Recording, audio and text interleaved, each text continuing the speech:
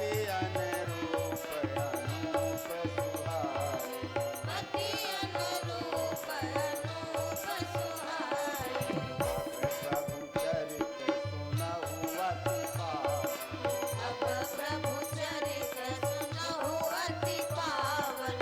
करत जीवन सुर नर मुनि भावन, करत जीवन सुर नर मुनि भावन। श्री राम जय राम जय जय राम।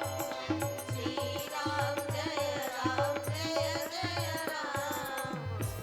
बोलिए राघवेंद्र सरकार। की जय हो। कल के पावन प्रसंग में आपने सुना कि भरतलाल जी भगवान की खड़ाऊ लेकर के आगे चरण पादुका को पधराया और नेम के साथ में रहने लगे।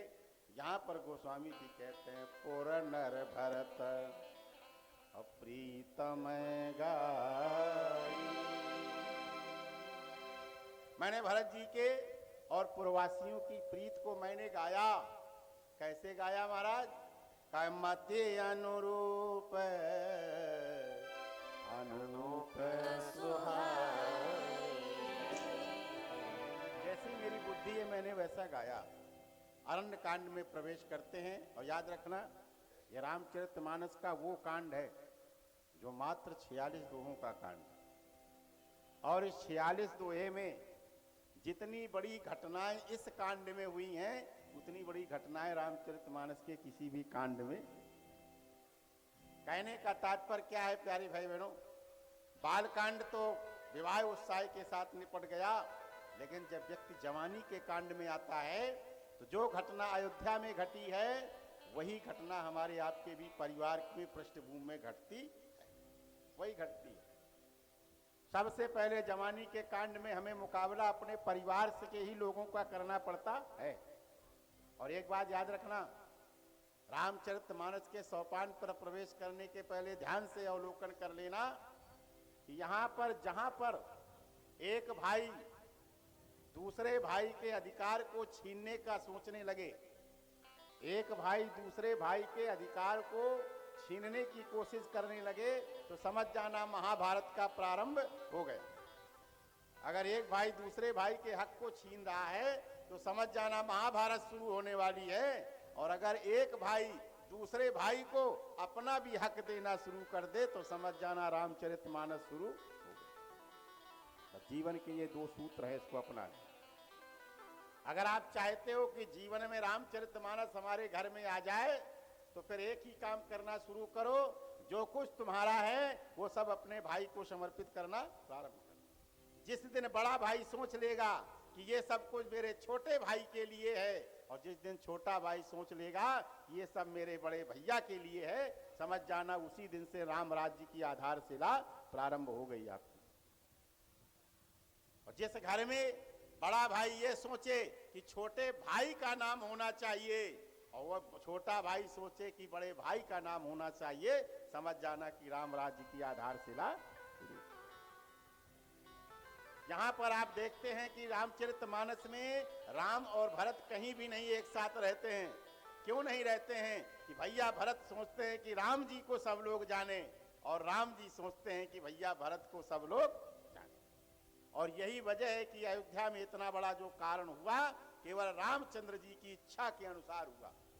भगवान चाहते हैं कि सारा संसार भरत को जान जाए, भरत के प्रेम को जान जाए। और भरत के प्रेम को दुनिया कब जानी?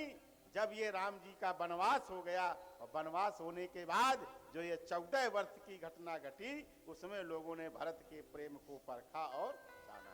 और जब जाना तो सारा संसार क्या कहने लगा?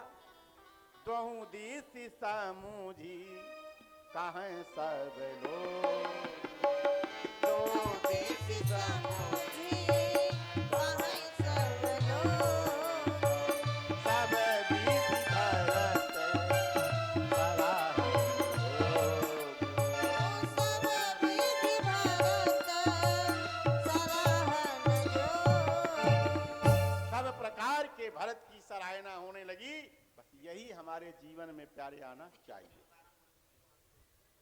बड़ा भाई कह रहा है कि भरत राजा बन जाए, और भैया भरत छोटा भाई कह रहा है कि बड़ा भाई राजा बन जाए। समझ जाना घर की चाबी अगर इस प्रकार की होगी तो निश्चित रूप से हमारे घर में राम राज्य की आधारशिला रख जाए। यहाँ गोस्वामी जी अरण्य कांड पर प्रवेश करते हैं और कहते हैं वन की लीला प्रारंभ होती है।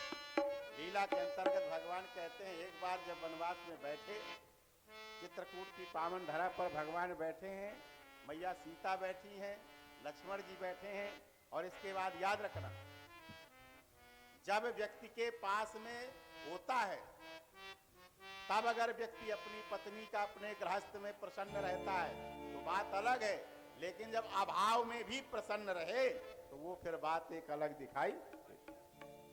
आज राम जी के पास कुछ नहीं है, सीता मैया के पास कुछ भी नहीं है, लेकिन राम जी ने कहा देवी सीता चिंता मत करो, तुम्हारे पास कुछ नहीं है ना, हाँ तो देखो मैं तुम्हारे लिए सब कुछ निर्माण कर रहा हूं। और कैसे निर्माण कर दिया, गोस्वामी जी कहते हैं एक बार चुनी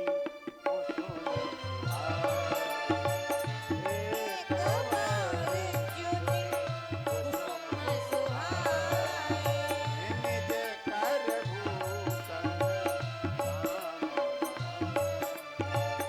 एक बार चुनी कुसुम सुहाए, एक बार चुनी कुसुम सुहाए, निज कर भूषण राम बनाए, निज कर भूषण राम बनाए। एक बार भगवान श्री राम बैठे हैं, अपनी हाथों से फूलों को चुना, अपने हाथों से फूलों की कलियों को निकाला और निकाल करके भगवान ने आभूषण बनाए, कानों के कुंडल बनाया, हाथों के कंगन बनाए, गले का हार बनाया, बढ़िया बालों का गजरा बनाया।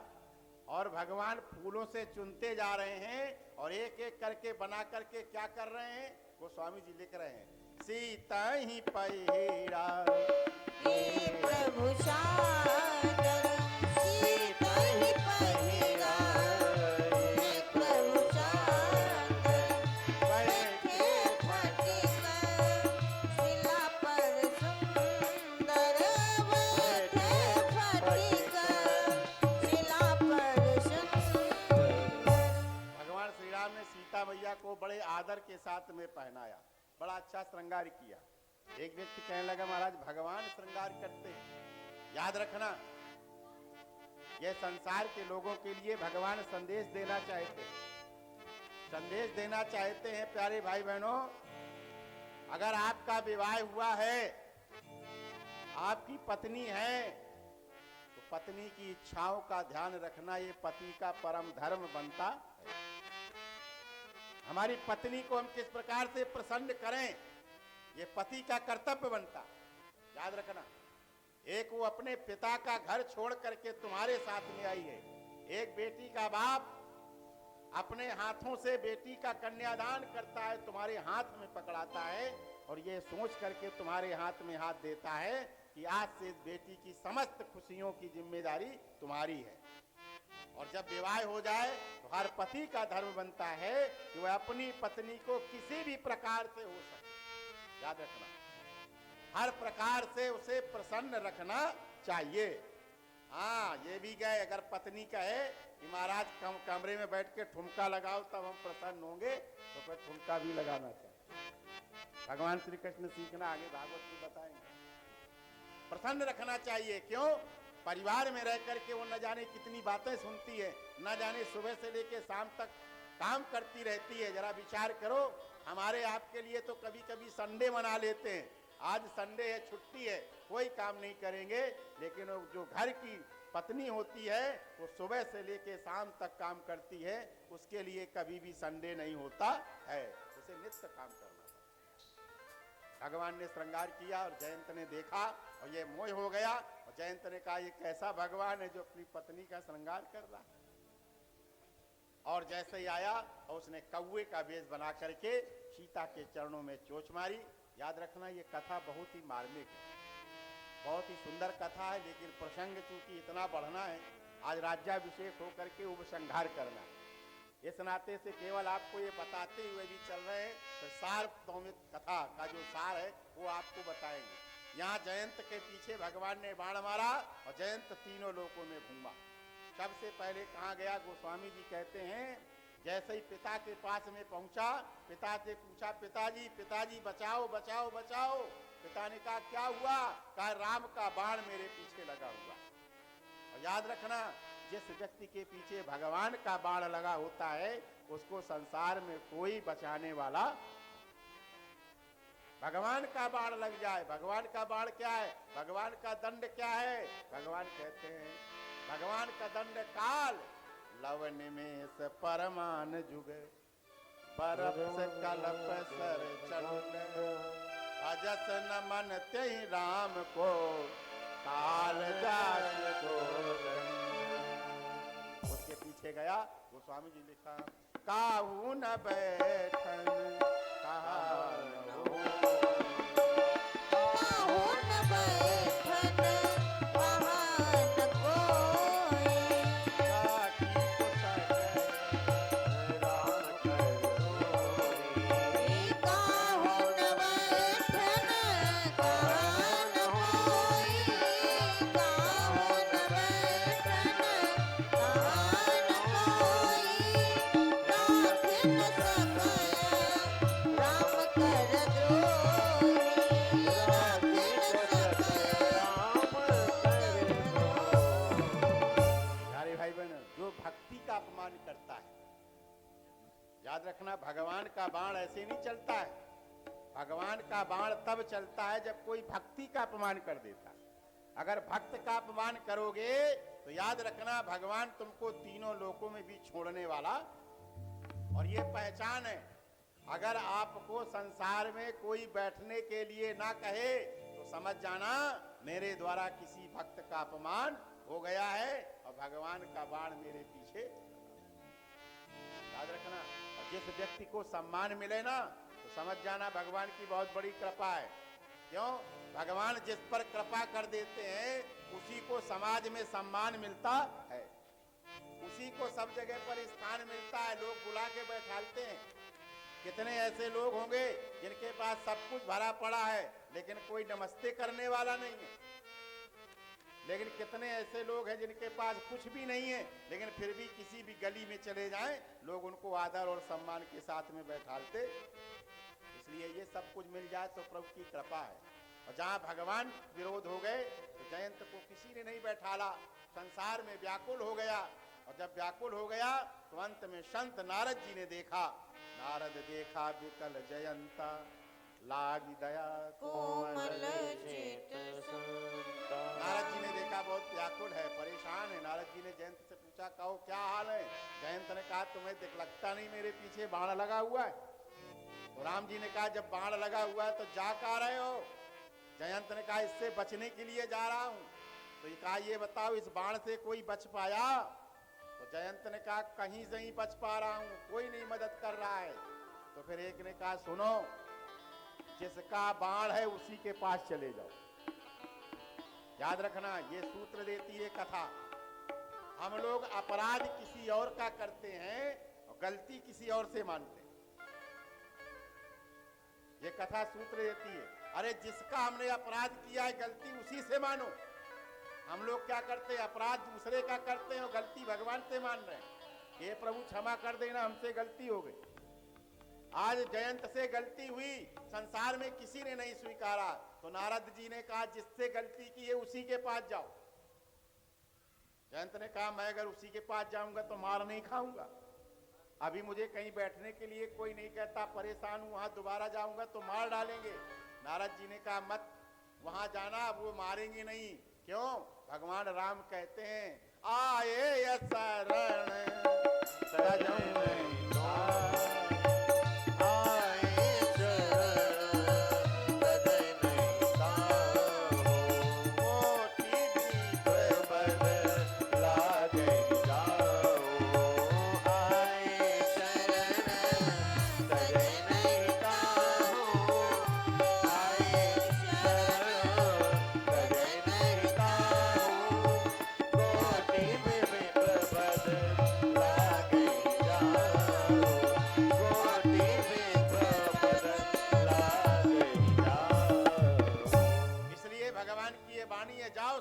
भगवान के पास गया और भगवान को प्रणाम किया। भगवान ने उसे क्षमा कर दिया।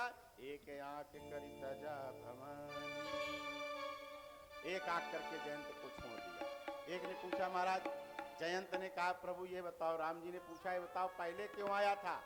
जयंत ने कहा प्रभु मैं पहले आपका प्रभाव देखने के लिए आया। तो प्रभाव देख लिया? कहा यहाँ प्रभु प्रभाव आपका देख लिया, दुनिया में कोई बचाने वाला नहीं है। कहा अब दोबारा क्यों लौट करके आए हो?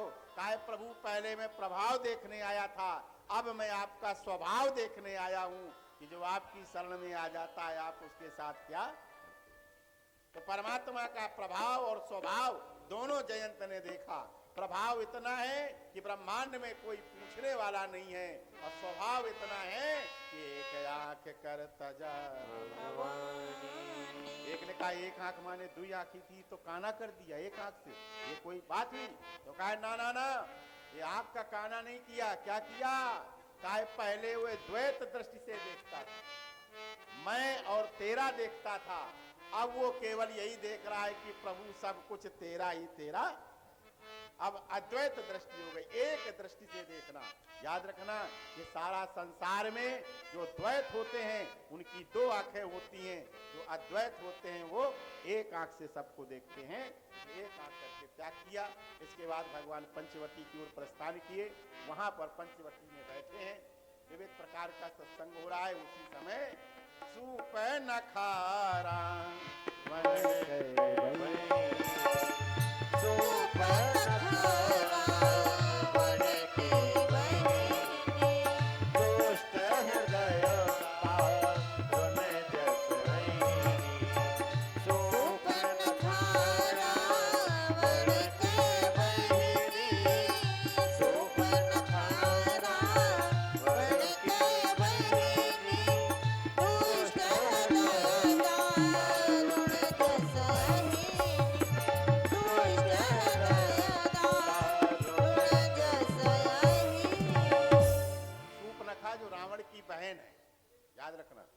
ये शूर्पणखा है कैसी? इसका हृदय बड़ा दुष्ट है, इसका हृदय खराब है। तो एक ने कहा अच्छा इतनी खराब है? याद रखना प्यारी बहनों, जिस व्यक्ति का दिल खराब होता है, जिस व्यक्ति का दिमाग खराब होता है, वो कह दे आई एम शूर्पणखा, वो अपने को शूर्पणखा माने। दिल और दिमाग दुरुस्त रखना चाहिए। इसका हृदय कैसा है? दुष्ट हृदय दारुण जस ये यश को नष्ट करने वाली है। जो शूर्पणखा होती, याद रखना, जिसके हृदय में दुष्टता होती है, वो दुष्टता किसको कहते हैं पता है? मानस में दुष्टता किसको कहते हैं? मानस में कहते हैं पर दुख पर सुख दे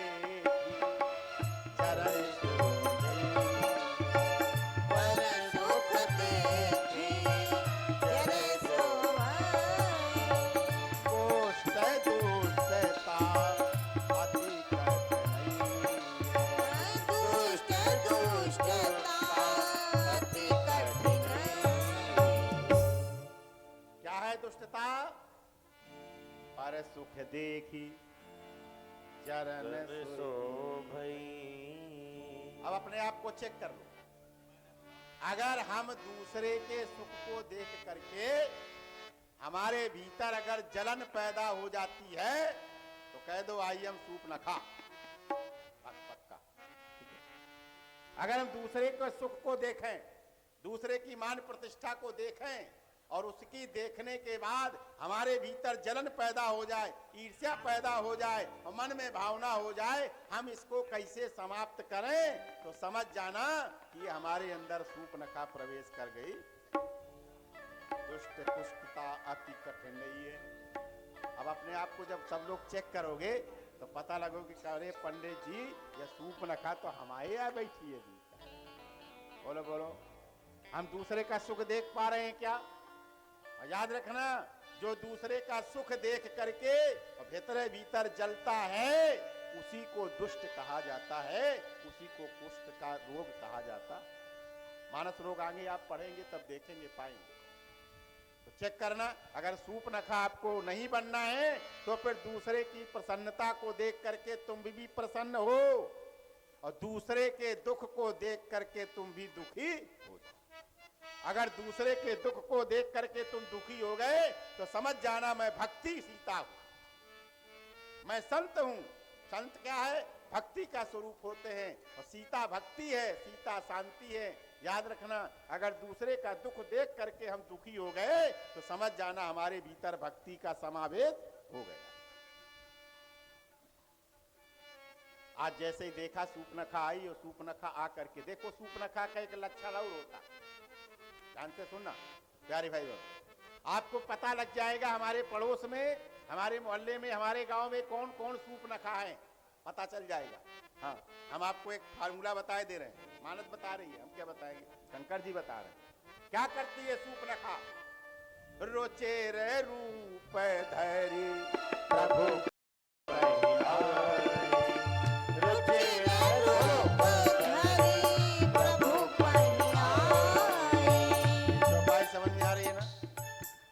तो सबके समझ में आ रही है, आ रही है प्यारी बहनों, समझ में आ रहा है सबके, ठीक है ना?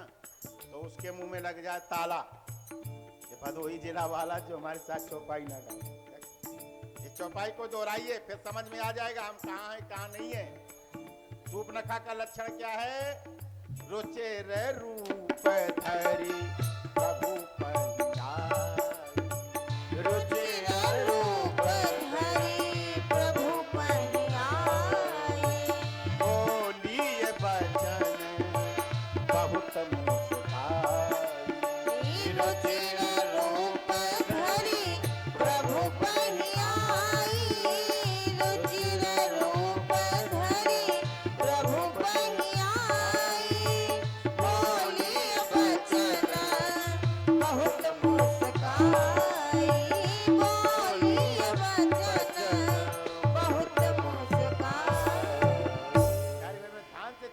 पर देखना, यानी जो सूपनखा होती हैं, जो किसी पुरुष के सामने जब जाएं, किसी पर पुरुष के सामने जाती हैं तो कैसा श्रृंगार करती हैं? जो है नहीं, जो हैं वो नहीं दिखाती हैं, और इतना भयंकर श्रृंगार करेंगी कि जो उसको पसंद है वैसे ही श्रृंगार करें। भगवान राम को रुचिर पसंद है, भगवान राम के श्रृंगार में हर जगह रुचिर शब्द है। रुचिर चौतनी सुभग सिर कुंचित में चक केस, कर चर साप रुचिर धर आय। भगवान का धनुष भी रुचिर है, भगवान की चौतनी भी रुचिर है, भगवान की चाल भी रुचिर है, सब रुचिर है। रुचिर अंगनाई, भगवान का आंगन भी रुचिर है। और सूपनखा जानती है कि भगवान को रुचिर हो जाए तो भगवान अपने आप देख लेते, बस ये पकड़ लिया। कमजोरी जैसे आदमी होता है ना, व्यक्ति की कमजोरी समझता है, अगर इसके सामने ये चीज ले ली जाए तो ये सामने आकर्षित हो जाएगी। सूपनखा बड़ी चतुर होती है, वो जान गई कि ये इसको रुचिर बहुत प्यारा है, इसलिए सूपनखा ने रुचिर रूप रखा, रुचिर। और याद रखना, रुचिर रूप वो होता है जो है नहीं है, सामने वाले को जैसा रूप अच्छा लगता है वो ऐसा रख लेते हैं। राम जी को रुचिर अच्छा लगता है, उसने रुचिर रूप धर लिया। अच्छा, रुचिर रूप धरना भी बुरा नहीं है, धर दिया, कभी बात नहीं। गड़बड़ी क्या हो गई? कहा जो माता बहन पर पुरुष से बढ़िया बढ़िया श्रृंगार करके और इसके बाद जब बात करे तो कैसे करे? बहुत मुस्कुरा के बात करे। बात करना बुरा नहीं है, लेकिन जब वो बात करे तो बहुत मुस्कुरा के बात करे तो समझ जाना ये बिल्कुल सूपनखा मौसी आए, दूसरा कौन हो। अगर मुस्कुरा करके कोई ज्यादा मुस्कुरा रही है, बोली बचन बहुत प्यारे भाई बहनों, मुस्कुराना बुरा नहीं है, मुस्कुराना अच्छी बात है, लेकिन बहुत मुस्कुराना ये बात अच्छी नहीं है। कोई पर पुरुष से, वैसे तो शास्त्र यही कहते हैं कि माताओं बहनों को तो बात भी अगर करना चाहिए तो पर पुरुष से कैसे बात करना चाहिए, पुरुष को कैसे बात करना चाहिए माताओं बहने से, इसको भी मानस में दर्शन दिया है। अगर बात करना है तो भ्राता पिता भाई के रूप में बात करना चाहिए, और पुरुष अगर बात करे तो जननी समझान नहीं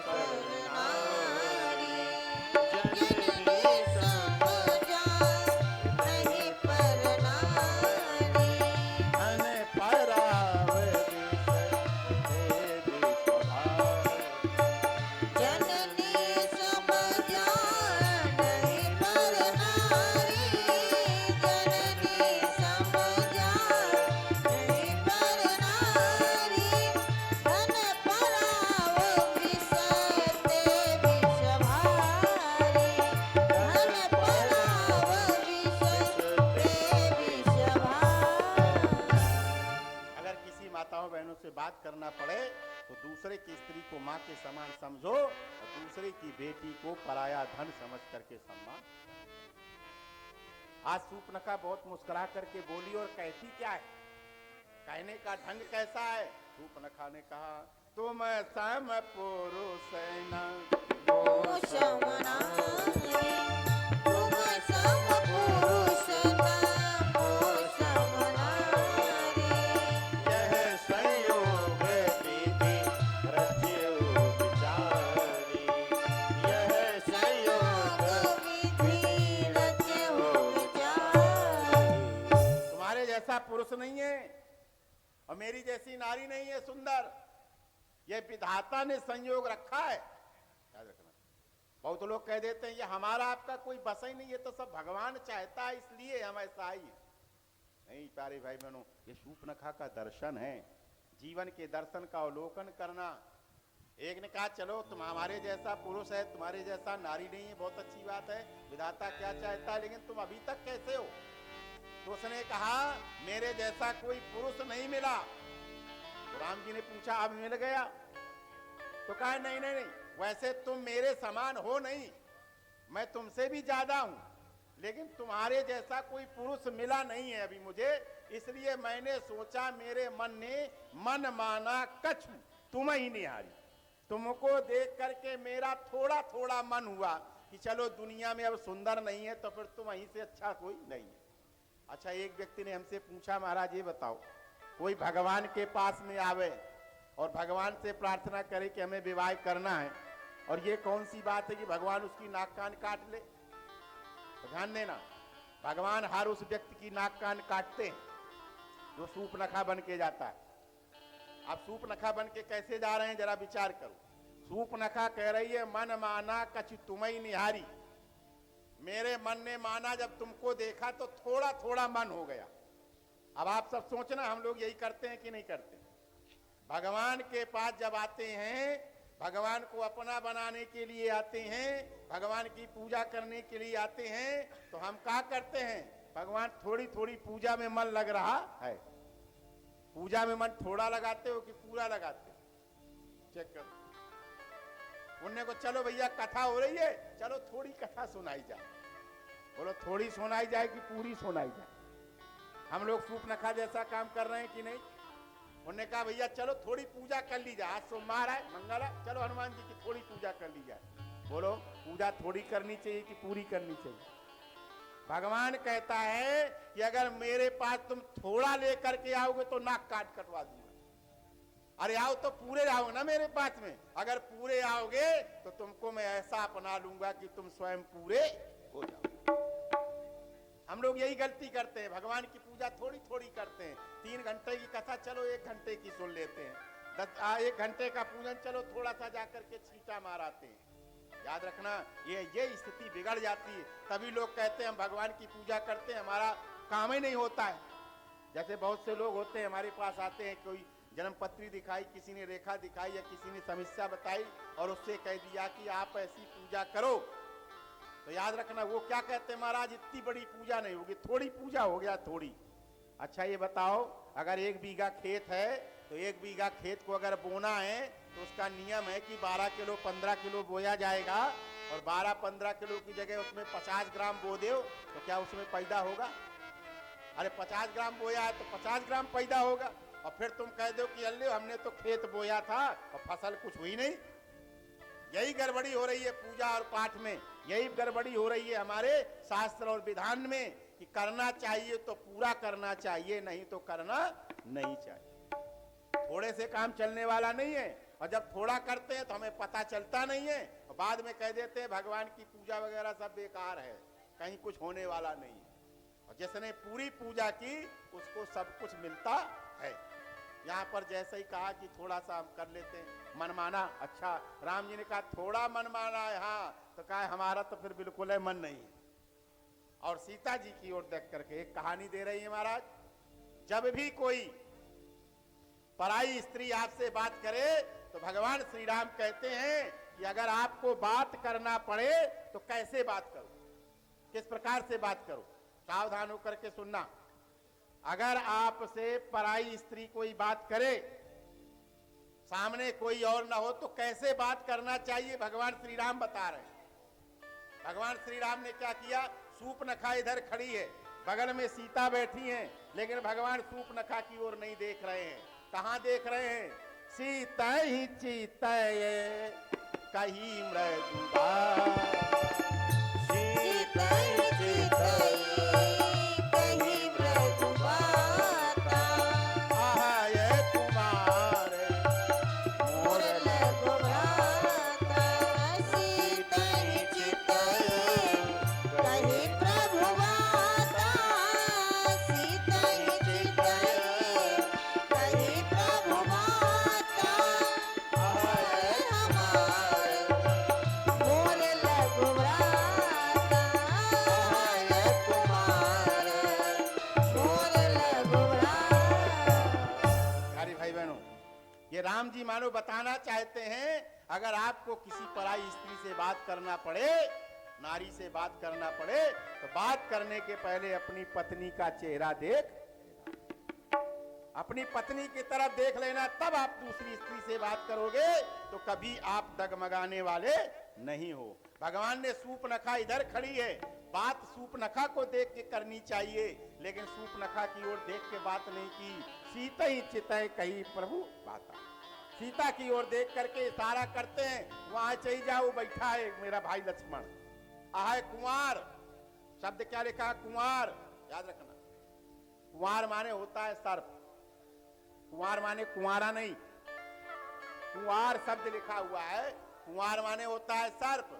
मानो भगवान संकेत देना चाहते हैं कि दुष्ट हृदय दारुण जस अहिनी, तुम अहिनी हो, सर्पणी हो, तुम्हारे लिए तो वो सर्प बैठा हुआ है, तुम वहां चली जाओ, वहां पर चली जाओ। तो इन्हें सूर्पनखा ने कहा, ये तो देखता ही नहीं है, बड़कवा तो देखता ही नहीं, चलो छुटकुआ सही। छुटकुआ के पास में जाने लगी। अब ये होती है सूर्पनखा। उसने कहा अगर ये नहीं मिलेगा तो ये सही चलेगा। जैसे छोटे के पास गई तो लक्ष्मण जी तो लखन लाल जी हैं, लखन लाल जी ने दूर से ही पहचान लिया। गई लक्ष्मण रिपु अगनी जान, गई लक्ष्मण रिपु भगनी जाने, प्रभु बिलोकी बोले मृदुवाने, प्रभु बिलोकी बोले मृदुवाने। अब लक्ष्मण जी की ओर जैसे ही गई तो लक्ष्मण जी ने जान लिया कि ये तो दुश्मन की बहन है। अब लक्ष्मण जी ने कहा हम कैसे बचें? अरे भैया थे तो सीता मैया की तरफ देख के बच गए, हम कैसे बचें? तो संसार के लोगों ध्यान देना, अगर आपके पास में कोई पराई स्त्री आ जाए और आपसे बात करे, बात करनी पड़े, तो अगर आपके पत्नी है तो पत्नी की तरफ देखो, और अगर जिसके पास पत्नी नहीं है वो कहां देखेगा? वो कहां पर देखेगा जिसके पास पत्नी नहीं है? तो मानो लक्ष्मण जी संकेत करना चाहते हैं कि जिसके पास अगर धर्म पत्नी ना हो और किसी स्त्री से बात करना पड़े, बेटा पंखा थोड़ा साइड कर दो, ये गले में हवा थोड़ा सा हल्का सा बनाओ। जैसे ही देखा तो क्या, बोलिए शंकर भगवान की जय हो। तो आज जैसे ही देखा, जब भी ऐसी परिस्थिति आ जाए कि आपके पास पत्नी भी ना हो और दूसरी स्त्री से बात करना हो, तो आप एक काम करना, जो लक्ष्मण ने किया वही करना। कहा लक्ष्मण ने क्या किया? सूर्पनखा की ओर देखा? नहीं देखा। किसकी ओर देखा? प्रभु बिलोकी बोले मृदुवान, प्रभु बिलोकी बोले मृदुवाने, कई लक्ष्मण रिपु भगनी जाने, कई लक्ष्मण रिपु भगनी जाने, कई लक्ष्मण रिपु भगनी जाने, प्रभु बिलोकी बोले मृदुवाने, प्रभु बिलोकी बोले मृदुवाने। यानी भगवान हनुमान लक्ष्मण जी ने देखा भगवान की तरफ, कहने का भाव ये है प्यारे भाई बहनों, जब भी तुम्हारे सामने सूर्पनखा जैसा दृश्य आ जाए तो हमेशा भगवान की तरफ देख लेना, तो तुम सूर्पनखाओं से बच जाओ। अवंत में दर दर गई, विकराल रूप निकाला, सीता को खाने के लिए दौड़ी। लक्ष्मण ने अति लाघो पुण्यनाक कान बिनुकीन, मानव करे मानव राम नहीं मनहु चुनौती दीन। नाक कान करके काट लिया, अब नाक कान कट गई। सूर्पनखा खरदूषण के पास गई, खरदूषण को लेकर के आ गई, खरदूषण भी मारे गए, रावण के पास में चली गई। और जब रावण को बताया तो गोस्वामी जी कहते हैं, रावण गयऊ 10 कंधर,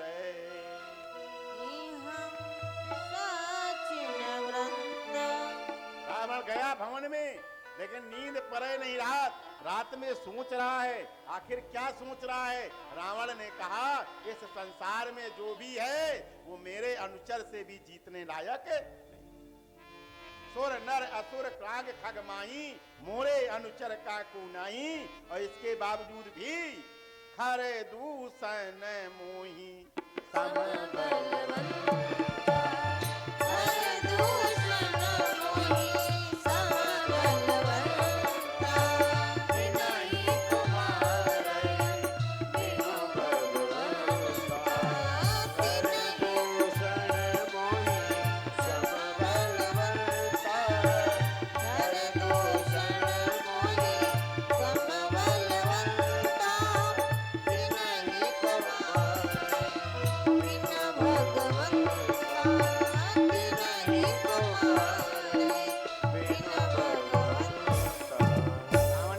कर लिया, खरदूषण मेरे समान बलवान है, इसको भगवान के अलावा कोई नहीं मार सकता। तो एक ने कहा, जब भगवान है तो फिर क्या करोगे। कहा, ये भगवान है तो मैं एक काम करूंगा। एक ने कहा, तो जाओ चरण पकड़ लो, भगवान है। लेकिन वारे रावण कहता, मैं चरण नहीं पकड़ूंगा। कहा, क्या करूंगा। कहता हूं मैं जाए बैर हट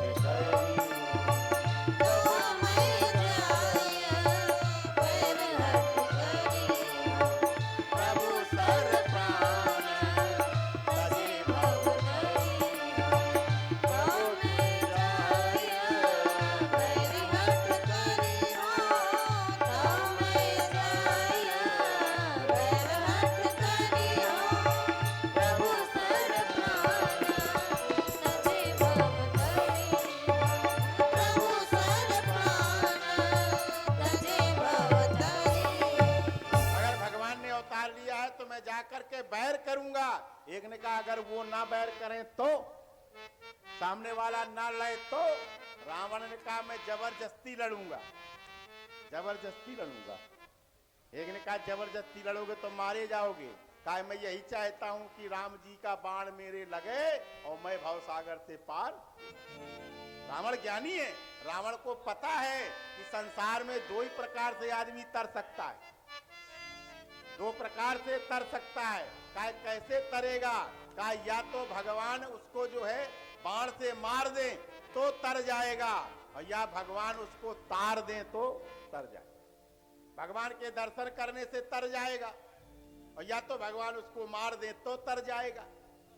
तो रावण ने कहा, एक बड़ी समस्या है, अब आप जरा विचार कर लो। ये कलयुग है, त्रेता युग में तो राम जी थे, तो जिन्होंने दर्शन कर लिया वो तर गए, और राक्षसों ने उनके हाथ में मारा बाण तो वो भी मर गए, तर गए। लेकिन अब कलयुग में ना राम जी है ना राम का बाण है, अब कैसे तरोगे।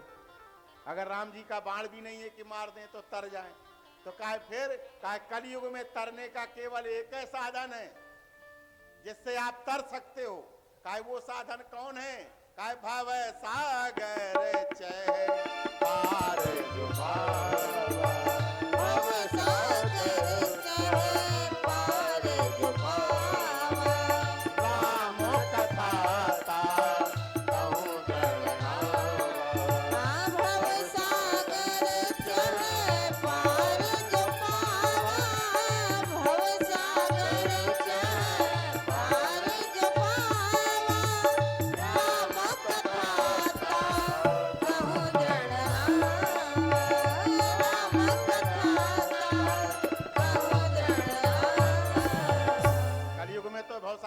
पार होने का एक मात्र साधन है राम जी की कथा या राम का नाम। तो यहाँ पर उन्होंने कहा मैं जाके बैर करूंगा।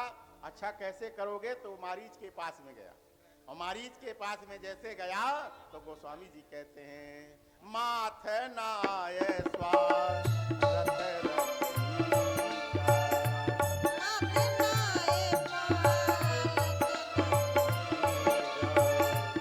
जैसे जाया मारीच के पास पहुंचा, माथा नवाया और जैसे ही माथा नवाया तो गोस्वामी जी कहते हैं नवन नीचे के अति दुखदाई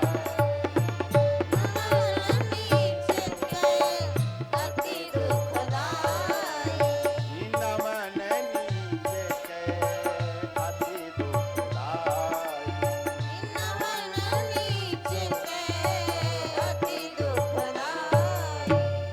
जैसे ही माथा नवाया मारीच ने मन में सोचा अब मेरे प्राण गए।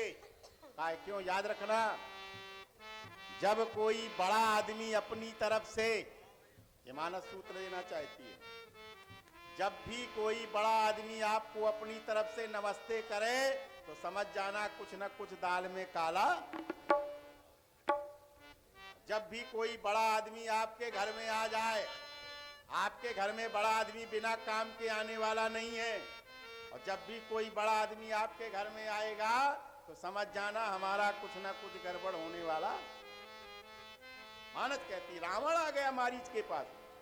रावण आया और आने के बाद हाथ जोड़ रहा है, और जैसे ही हाथ जोड़ा तो समझ में आ जाए आपके घर में कोई बड़ा आदमी आवे, जरा अनुभव करके देख लेना, तो बहुत बड़ा आदमी आपके घर में आवे उतरे और हाथ जोड़े तो समझ जाना अब जिंदगी भर हमको हाथ जोड़ने की बारी आने वाली है, अब आने वाली है। ये रावण दर्शन दे रहा है, और जैसे ही नवाया माथा तो मारीच समझ गया कि मेरा काम गड़बड़ होने वाला है। फिर भी मारीच ने स्वागत किया और कहा महाराज कैसे आए हो? पूरी बात बताई रावण ने। मारीच समझ गया अब तो मुझे मरना ही पड़ेगा, पक्का मरना पड़ेगा। रावण से किसको समझाया? रावण से कहा रावण सुनो, 9 लोगों से कभी बैर नहीं लेना चाहिए। याद रखना प्यारे भाई, कभी भी 9 लोगों से कभी भी दुश्मनी नहीं लेना चाहिए। किनसे किनसे? गोस्वामी जी कह रहे हैं नवाही विरोधे नहीं कल्याण, नवाही विरोधे नहीं कल्याण, तब मारीच हृदय अनुमान, तब मारीच हृदय अनुमान। मारीच ने हृदय में अनुमान किया कि 9 लोगों से विरोध करने में कल्याण नहीं है। वो 9 लोग कौन कौन है? जरा एक बार ध्यान रखना, किस किस से विरोध नहीं लेना चाहिए। पहला, शास्त्रीय मर्मी प्रभु सतधनी, शास्त्री मर्मी प्रभु सतधनी, वैद बंदी कवि मानस गुणी, शास्त्री मर्मी प्रभु सतधनी, शास्त्री मर्मी प्रभु सतधनी, वेद बंदी कवि मानस गुणी, वेद बंदी कवि मानस गुणी। पहला, सामने वाला अगर हथियार लिए है और आप निहत्थे हो तो फिर उससे बैर नहीं करना।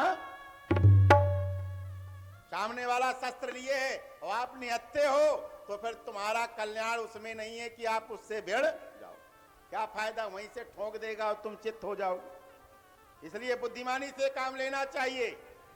और दूसरा, पहला हथियार लिए हो उसके सामने से नहीं लड़ना चाहिए। दूसरा, मर्मी जो तुम्हारे गुप्त रहस्यों को जानता हो, जो तुम्हारी कमजोरी जानता हो, ऐसे व्यक्ति से कभी बैर नहीं लेना चाहिए, वरना तुम्हारी कमजोरी को सारे समाज में उजागर कर देगा तो फिर कहीं के रहने वाले। तीसरा, गोस्वामी जी ने कहा प्रभु। प्रभु का मतलब है जो प्रभुता संपन्न होते हैं। ध्यान से सुन लेना, प्रभुता संपन्न होते हैं, जिन लोगों का प्रभाव होता है समाज में, प्रभावशाली व्यक्ति होते हैं, एक टेलीफोन करें, एसपी भी कांपने लगे। समझ में आ रहा ना, प्रभावशाली लोग। ऐसे प्रभावशाली लोगों से भी बैर नहीं मोल लेना चाहिए। तीसरा कहा है सठ, जौन आदमी सठ है, बेबुद्धि का आदमी है, ऐसे व्यक्ति से भी दुश्मनी नहीं लेनी चाहिए। चौथा उन्होंने कहा धनी, धनी माने जो पैसे वाले लोग होते हैं, उनके सामने भी नहीं ऐठना चाहिए, क्योंकि अगर उनके पास पैसा है और तुम कमजोर हो तो पता नहीं वो कौन सा दांव कहां खेल करके तुमको निपटा। विरोध नहीं करना चाहिए। फिर अगला कौन है? कहा है वैद, वैद माने डॉक्टर से लड़ाई नहीं करनी। अगर हमने डॉक्टर से बैर कर लिया, डॉक्टर से लड़ गए, तो पता नहीं कौन इंजेक्शन देगा कि तुम्हारा हाथ ही लुंज हो जाएगा। ध्यान रखो, मानस सूत्र कहती है प्यारे, इन लोगों से कभी विरोध नहीं लेना चाहिए।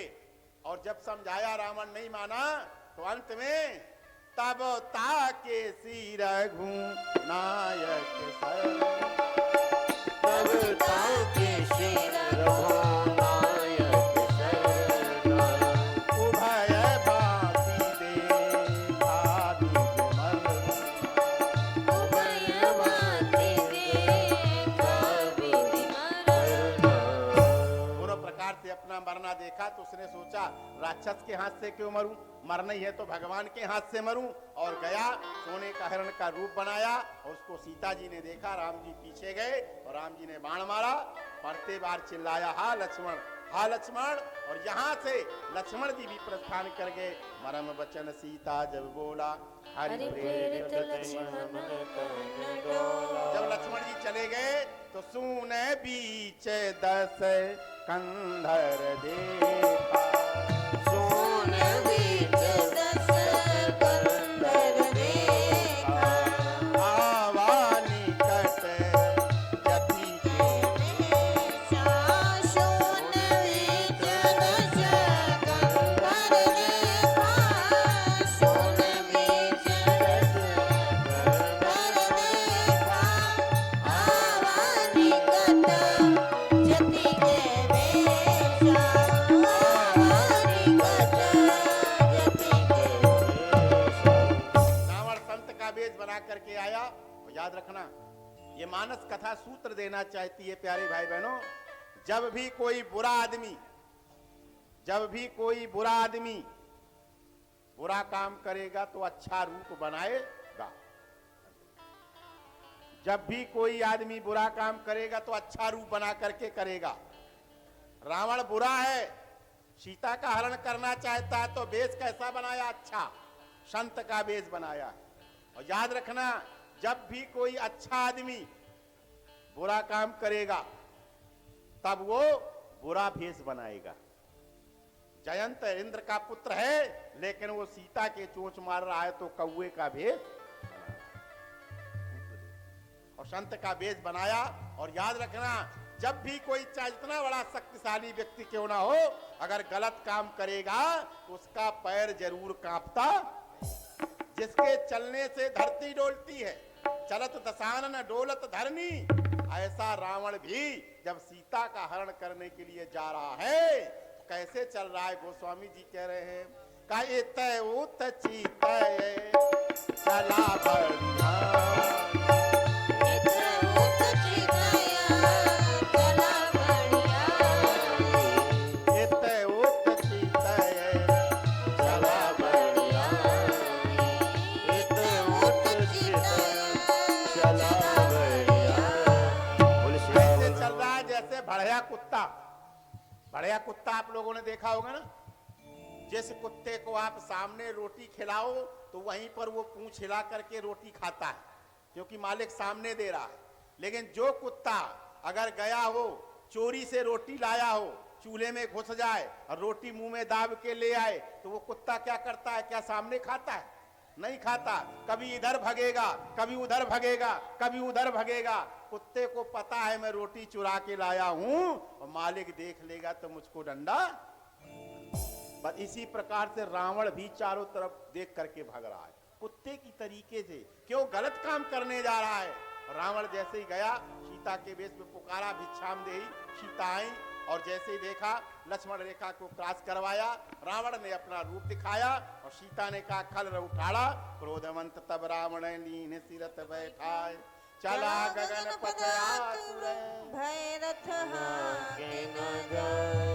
रावण ने सीता को रथ पर बैठारा और चल दिया। सीता विलाप कर रही है, बचाओ बचाओ बचाओ, कोई नहीं आ रहा है, न देवता आ रहे हैं न मनुष्य आ रहे हैं, न कोई नहीं आ रहा है। जब कोई नहीं आया तब एक व्यक्ति ने सुना। किसने सुना? कहा गीधर राज सुनी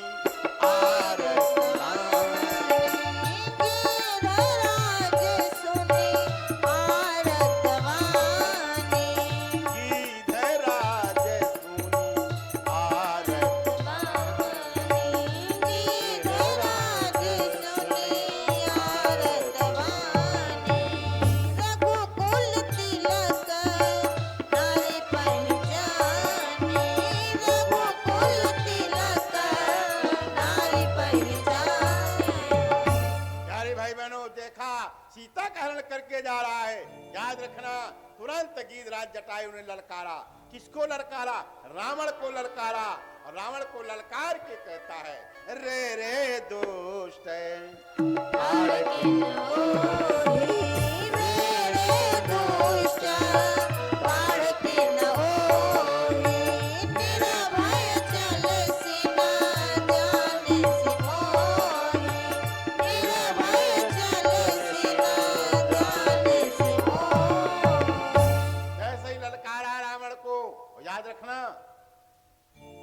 जय श्री सीताराम।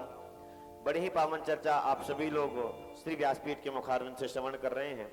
हमारे परम आदरणीय विवेकानंद इंटर कॉलेज चौरी के प्रबंधक जी श्री मिठाई लाल दुबे जी, उनसे हम अनुरोध करेंगे श्री व्यासपीठ से आप पटका पहन करके आशीर्वाद प्राप्त करें।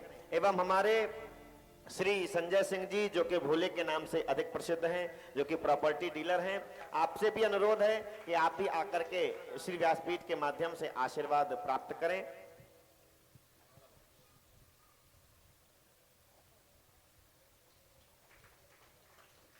हमारा समस्त त्रिपाठी परिवार एवं समस्त व्यासपीठ आपका परम स्वागत करता है। हमारे त्रिपाठी परिवार के माध्यम से आए हुए समस्त आगंतुकों का परम सौभाग्य, परम स्नेहिल स्वागत है। आप सभी को जय श्री सीताराम, जय श्री सीताराम। यहाँ पर आपने देखा गीधराज जटायु ने ललकारा और काटे पंख परागर्दनी युद्ध हुआ। रावण ने पंख काटे, खरनी पड़ा, रावण ले गया और ले जाकर के अशोक वाटिका में रखा। यहाँ सीता जी को देखा आश्रमहीन है। राम जी विलाप करते हुए आगे जा रहे हैं और जाकर के कबंध राम का राक्षस मिला, वहां पर उसका वध किया।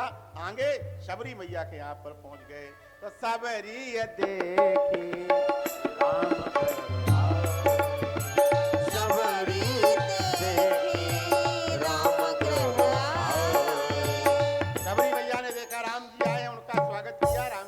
भक्ति का उपदेश दिया। शबरी से कहा कहाँ जाए, उन्होंने सुग्रीव का पता बताया। सुग्रीव के पास गए, वहां पर बाली से युद्ध हुआ। बाली को मार करके सुग्रीव को राजा बनाया। 4 महीने तक पर्वत पर रहे वहां पर और इसके बाद सीता की खोज हुई और खोज के लिए हनुमान जी जा रहे हैं और जाकर के देखो उपसंहार कर रहे हैं। फिर आपको मूल कथा की ओर ले जाए। हनुमान जी गए, सीता का पता लगाया, लंका जलाई, लौट के आए और राम जी सेना से चढ़ाई की। मेघनाद कुंभकर्ण रावण का संहार करके भगवान श्री राम लौट करके 14 वर्ष में अयोध्या में आकर के विराजमान हो गए और वशिष्ठ जी ने उनको सिंहासन पर बैठा रहा है। गोस्वामी जी कह रहे हैं, प्रथम तिलक वशिष्ठ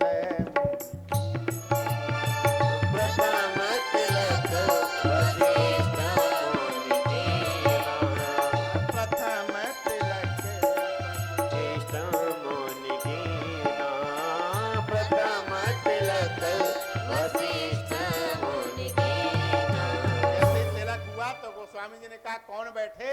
कहा राम राज्य बैठे त्रैलोका, राम राज्य बैठे त्रैलोका, हर्षित भये गए सब शोका, हर्षित भये गए सब शोका।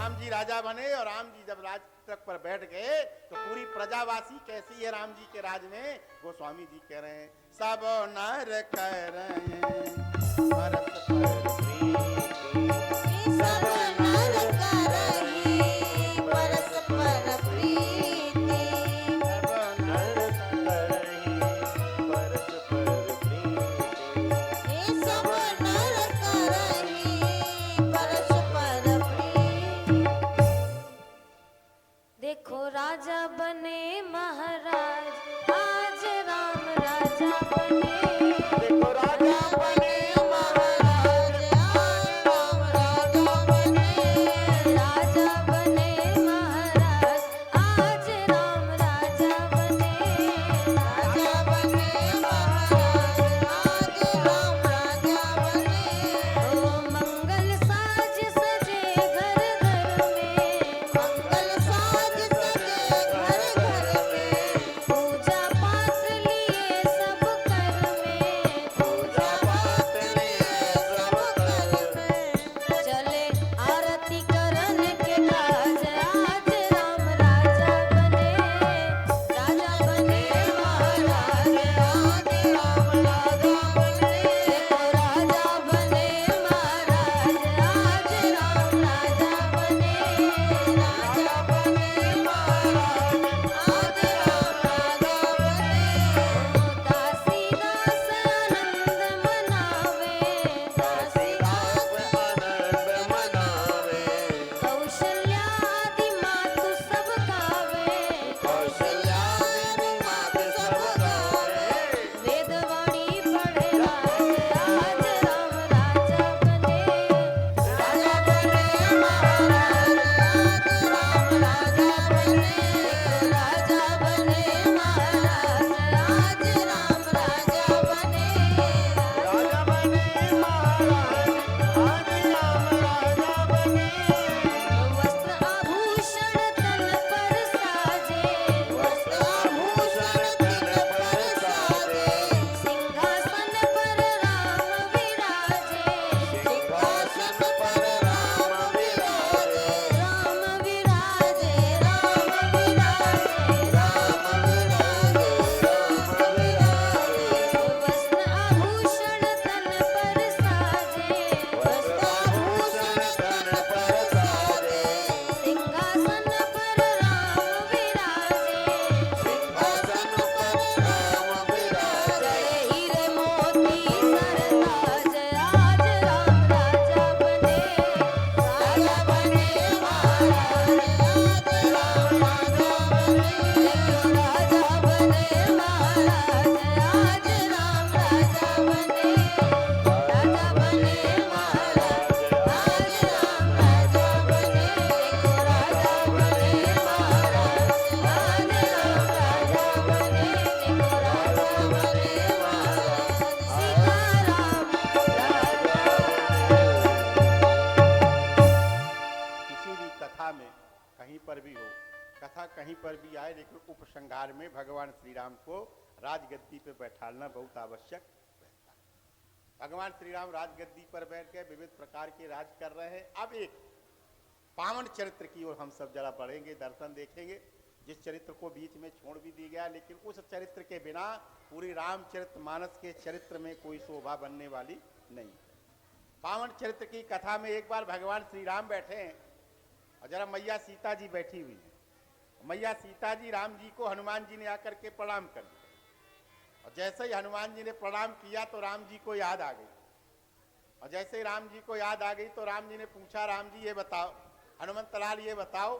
हनुमान जी ने कहा जी महाराज जी पूछो। कहा ये बताओ हनुमंत लाल, लंका कैसे जली, लंका किसने जलाई? तो हनुमान जी ने कहा महाराज लंका मैंने नहीं जलाई, लंका मैंने नहीं जलाई। तो राम जी ने कहा अगर तुमने नहीं जलाई तो किसने जलाई? सब लोग तो यही कहते हैं कि लंका तुमने जलाई। जामवंत ने कहा था नाथ काज की न्यू हनुमाना, राखे सकल कपिन के प्राणा। सब कुछ हनुमान ने काम किया है, तो आप सही सही बताओ लंका किसने जलाई? हनुमान जी ने हाथ जोड़ लिए। हनुमान जी ने कहा यहीं से बच निकला जाए तो ज्यादा अच्छा है। देखिए हनुमान जी से सीख लीजिए प्यारी भाई बहनों। ज्ञान इनामाग्य अग्रगण्यम। हनुमान जी ने हाथ जोड़ करके राम जी से कहा, महाराज लंका मैंने नहीं जलाई। तो राम जी ने पूछा, लंका तुमने नहीं जलाई तो किसने जलाई? तो हनुमान जी कहते हैं, लंका जली राम के प्रताप से। लंका मैंने नहीं जलाई, लंका जलाई आपके प्रताप ने। सो सब तब प्रताप रघुराई। सो सब तब प्रताप रघुराई। नाथ न कछु मोरी प्रभुताई। सो सब तब प्रताप रघुराई। सो सब तब प्रताप रघुराई। नाथ न कछु मोरी प्रभुताई। नाथ न कछु मोरी प्रभुताई।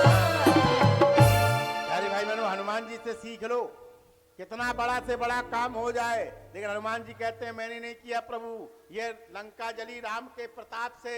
राम जी ने कहा, हनुमंत जी मेरे ऊपर के कहते हो, मेरा प्रताप तो सीता के बिना अधूरा था। सीता लंका में थी, मैं शक्तिहीन था, मेरी शक्ति तो लंका में थी, तो मैं कैसे जला सकता हूं?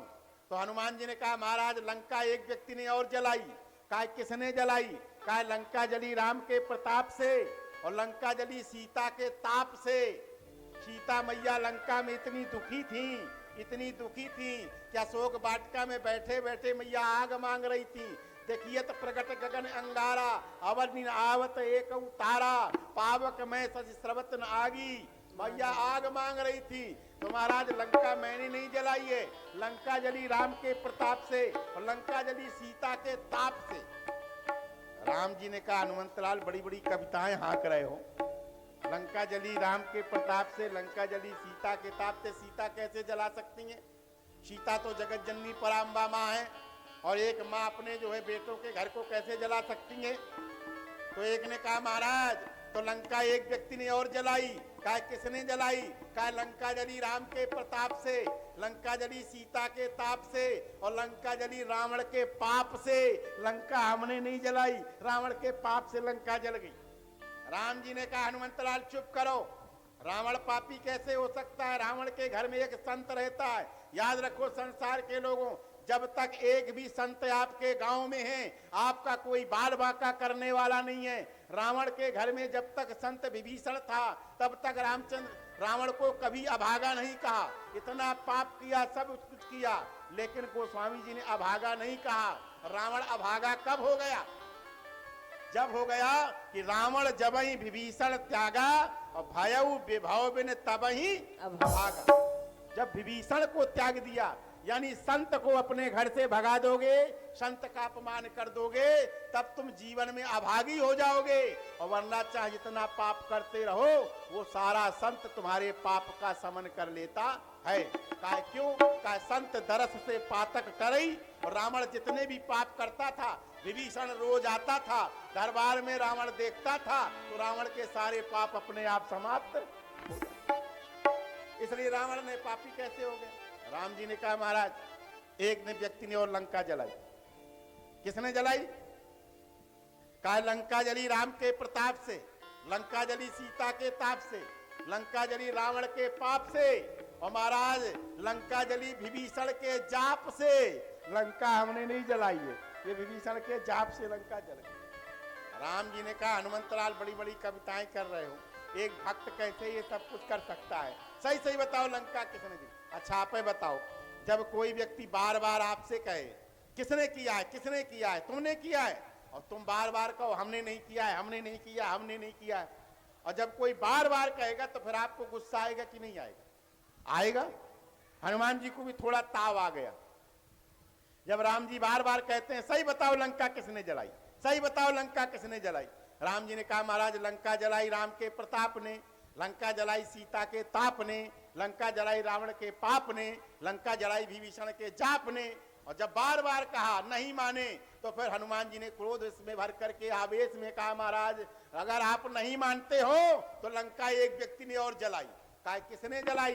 कहा लंका जली राम के प्रताप से, लंका जली सीता के ताप से, लंका जली रावण के पाप से, लंका जली विभीषण के जाप से, और नहीं मानते हो तो लंका जली हमारे बाप से, लेकिन हमने नहीं जलाई, हमारे बाप ने लंका जलाई।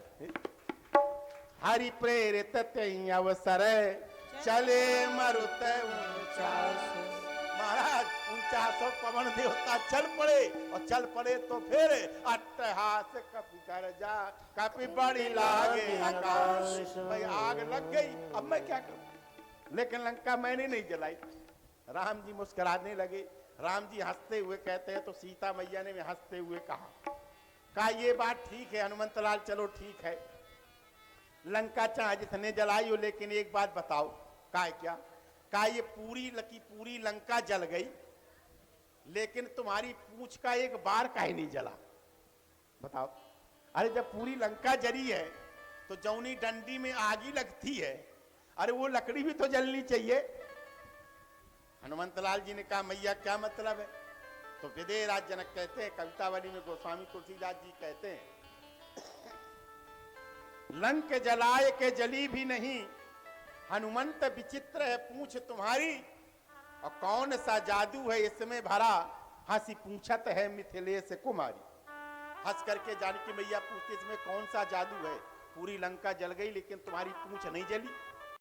तो हनुमान जी ने कहा मैया अगर लंका में आग लगी होती तो मेरी पूंछ जलती, आग तो लगी नहीं थी। और भला बताओ आग क्या, भला सोना क्या आग में जलता है क्या, तो कहा नहीं सोना तो आग में नहीं जलता है। तो कहा मैया आग लगी होती तो मेरी पूंछ जलती, लंका में आग लगी नहीं थी। सीता मैया ने कहा आग नहीं लगी थी तो का लगी थी। तो हनुमान जी क्या कहते हैं, कहा मैया रावण ने आज्ञा दी थी, क्या आज्ञा दी थी, कहा कपि कह ममता पूंछ पर सबई तेल बोरी पट बांध पुनी पावक देव लगाए। मैया हनुमान जी, रावण ने कहा था कि पावक लगा दो पावक, और मैंने जब अपनी पूंछ में देखा तो पावक जरत देखी हनुमंता, मैंने पावक जलते हुए देखा, पावक आग नहीं जलते देखा। सीता मैया ने कहा बेटा आग और पावक में क्या अंतर है, अरे आग और पावक तो पावक ही है, इसमें अंतर क्या है, पूरी लंका जल गई तुम्हारी पूंछ नहीं जली। तो हनुमान जी ने कितनी सुंदर बात कही, कहा मैया अगर वो साधारण पावक होती तो मेरी पूंछ जल जाती, लेकिन वो ऐसी वैसी पावक नहीं थी। कहा कौन सी पावक थी, तो कहा जो अपमान भक्त कर रही, जो अपमान भक्त कर राम रोष पावक सो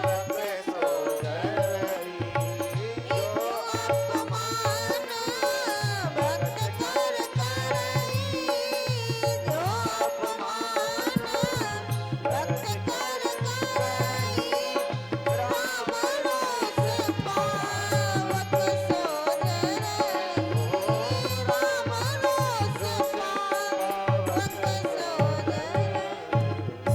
मैया जो अपमान भक्त कर करई तो राम रोष पावक सो जरई। भैया ने कहा क्या मतलब, कहा मैया लंका वासियों ने मेरा इतना अपमान किया, इतना अपमान किया कि लोगों ने बांधा, और बांध करके पूरे नगर में घुमाया, और घुमाते तो कोई बात नहीं है, जितने भी राक्षस थे हर राक्षस ने मुझे लातों से मारा, मारे चरण करें बहु हासी। मैया बड़ा मजाक कर रहे थे, तो मेरा इतना अपमान मेरे प्रभु श्री राम से देखा नहीं गया, तो राम के रोष रूपी पावक से लंका जल गई। सीता मैया ने कहा बेटा पावक तो पावक होती है, अपना पराया तो देखती नहीं है, कि आपके इस मकान में आग लग जाए और बगल वाले का ये लंबरदार का है छोड़ दे, ऐसा तो है नहीं। आग लगेगी तो पूरे गांव का गांव साफ कर देगी, अपना पराया देखती नहीं। तो मैं ये पूछना चाहती हूँ कि अगर पावक से लंका जल गई तो तुम्हारी पूंछ का बार काहे नहीं जला, पूंछ भी जलनी चाहिए ना। तो हनुमान जी ने कहा मैया मुझको पता है मेरी पूंछ क्यों नहीं जली। कहा हाँ क्यों नहीं जली। तो हनुमान जी ने हाथ जोड़ लिए, मैया सीता के चरणों में माथा रख के कहा मैया काय मैया राम के रोष रूपी पावक लंका को जला रही थी, लेकिन एक ऐसी ताकत थी जो मेरी पूंछ को बुझा रही थी। उस पावक में एक ऐसी ताकत बैठी थी जो मेरी पूंछ को बुझा रही थी। सीता ने कहा वो कौन बैठी थी? हनुमान जी ने हाथ जोड़ करके कहा मैया मुझको पता है। कहा क्या?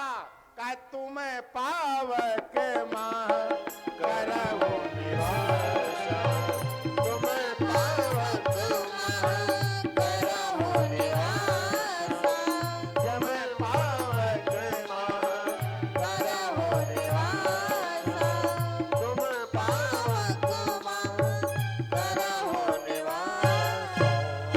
मैया मुझको पता है आप उस पावक में बैठी थी तो आप मेरी पूंछ को बुझा रही थी और राम जी की पावक रोष रूपी पावक लंका को चला रही। अच्छा एक कमाल की बात देखना प्यारे भाई बहनों, जब से रावण की लंका जली, हनुमान जी जब से रावण की लंका जला गए, पहले तो रावण निशंक रहता था और गोस्वामी जी ने कहा जब ते जारी गयो कपिलंका, जब ते जारी गयो कपिलंका, तब ते रावण राय शशंका, तब ते रावण राय शशंका। जब से लंका जला गया था तब से रावण सशंक रहता था, 24 घंटा चौंकता रहता था। जब आंख बंद करे तो हनुमान जी की पूंछ है, और जागे तो पूंछ है, स्वावे तो पूंछ है, करवट बदले तो पूंछ है। अब रावण चिटक जाए एकदम, इतना रावण चौकंडा। रावण ने कहा इस पूंछ ने तो परेशान कर लिया। मैं जानता कि इसकी इतनी पूंछ खतरनाक है तो मैं इस पूंछ को कटवा देता, लेकिन जलवाता नहीं, बड़ी समस्या हो गई। एक बार राम जी ने अपना दूत अंगद को भेजा। अंगद जब रावण के पास में आए तो रावण कहता है ऐ अंगद तुम्हारी सेना में कोई है जो मुझसे लड़ सकता है? अंगद ने कहा कोई लड़ नहीं सकता है। कहा कोई नहीं लड़ सकता है मुझसे। तुम्हारे कटक मांझ सुन अंगद, कौन जोड़ा, कोई योद्धा नहीं है जो भिड़ सकता है। सारे सुग्रीव तुम नल नील द्विवेद मयंत सब लोग मुझसे कोई नहीं लड़ सकते हैं। और यहाँ तक जामवंत मंत्री अति बूढ़ा, सो की हो ये अब समरा, जामवंत भी बूढ़ा, वो भी नहीं लड़ सकता। तो अंगद ने कहा महाराज हमारी सेना में कोई लड़ ही नहीं सकता, कोई नहीं लड़ सकता है। तब रावण ने कहा हाँ लड़ सकता है। कौन लड़ सकता है? कहा एक व्यक्ति है जो नहीं हमसे लड़ सकता है। तुम्हारी पूरी सेना में एक व्यक्ति है जो लड़ सकता है। अंगद ने कहा नाम बताओ, नाम बताओ। रावण कह रहा नाम तो मैं जानता ही नहीं। बारे बजरंगबली, ध्यान दो प्यारे प्यारे माधव रामपुर क्षेत्रवासियों, इतना बड़ा काम हनुमान जी ने कर दिया। पूरे राक्षसों को भी मारा, लंका जलाई, सीता का पता लगाया, लेकिन उस सेना में लंका में कोई हनुमान का नाम भी नहीं जानता। रावण ने कहा है कपि एक महाबलशीला, बड़ा बलवान है। अंगद ने कहा नाम बताओ जरा। जब तुमने सारे बड़े बड़े वीरों को निगलेक्ट कर दिया कि कोई भी मुझसे नहीं लड़ सकता है, तो फिर ये कौन सा वीर पैदा हो गया जो लड़ रहा है? नाम बताओ। रावण ने कहा मैं नाम तो जानता ही नहीं। अंगद ने कहा नाम नहीं जानते? कहा हाँ नाम नहीं जानता। तो अंगद ने कहा फिर काम बता दो, काम। उसने कौन सा काम कर दिया जिससे तुम कहते हो महाबलशीला, बड़ा बलवान है? रावण ने कहा हाँ मैं काम बता सकता हूं। अंगद ने कहा काम बताओ। रावण अपने मुख से कह रहा है आवा प्रथम नगर जेहि जारा, आवा प्रथम नगर जेहि जारा, सुनत बचन के बाली कुमारा, सुनत बचन के बाली कुमारा, आवा प्रथम नगर जेहि जारा, आवा प्रथम नगर जेहि जारा, सुनत बचन के बाली कुमारा, सुनत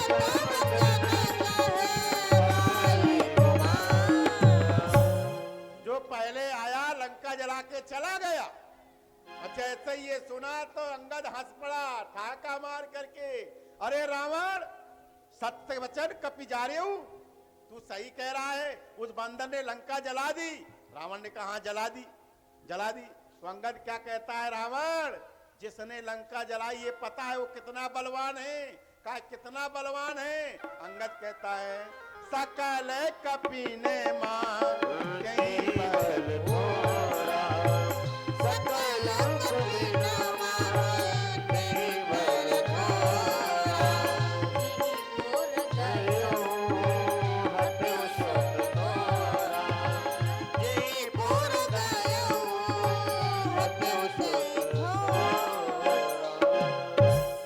सारे बंदरों से उसका बल थोड़ा था। जय श्री सीताराम, जय हनुमान। आप सभी लोग मंच के माध्यम से श्री हनुमान जी महाराज की पावन चर्चा को श्रवण कर रहे हैं।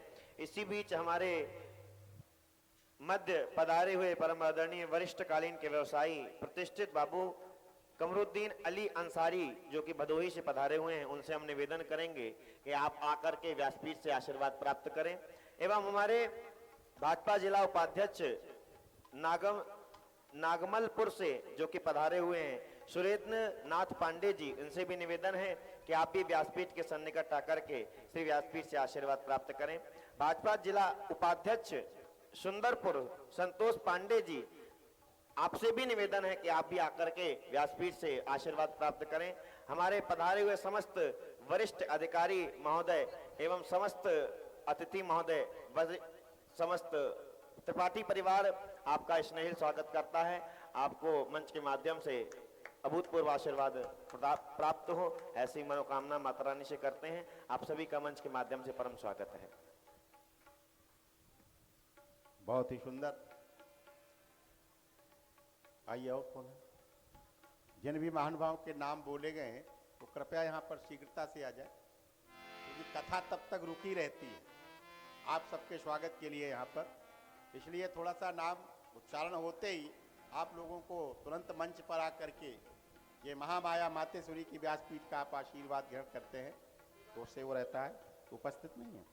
बोलिए शंकर भगवान की जय। हरे राम राम राम सीता राम, हरे राम राम राम सीता राम, सीता राम राम राम, राजा राम राम राम, सीता राम राम राम, राजा राम राम राम, हरे राम हरे राम हरे राम राम राम, सीता राम राम राम, हरे राम राम राम, सीता राम राम राम, सीता राम राम राम,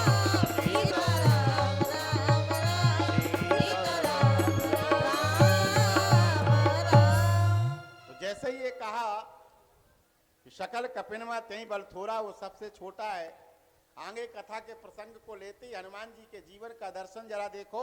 इतना बड़ा काम करने के बाद भी उन्हें पूरी लंका में कोई उनका नाम नहीं जान पाया, और हम लोग छोटा छोटा सा काम करते हैं तो सारे समाज में अपना नाम उजागर करना। याद रखना, जब भी कोई आप अच्छा काम करो तो अच्छा काम गुप्त रूप से करो, और हम लोग क्या करते हैं, बुरा काम छिपा के करते हैं और अच्छा काम आगे। दान करना है तो गुप्त करना चाहिए। किसी की मदद कर दी है तो गुप्त रूप से आप उसकी मदद कर दो, आप उसका बखान मत करो। और जो ऐसा करता है उसका भगवान स्वयं नाम जान जाते हैं। संसार को जन्माने की जरूरत नहीं है मैं क्या कर रहा हूं, संसार अपने आप आपका नाम जान जाएगा। जिसका नाम भगवान जान जाए उसके नाम को भला जन्माने की आवश्यकता रहती है क्या, अपने आप जानता है। एक समय विवरण आता है कि राम रावण का युद्ध हो रहा था, तो रावण ने कहा, रावण को चूंकि सोते जागते उठते बैठते केवल हनुमान जी ही दिखाई दे रहे थे, उनकी पूंछ दिखाई दे रही थी। तो रावण ने कहा ए हनुमान राक्षसों से कि सुनो, युद्ध करने जाना लेकिन किसी भी बंदर से युद्ध मत करना। राक्षसों ने कहा जब हमें युद्ध नहीं करना है तो भेज काहे रहे हो, फिर हम करेंगे क्या?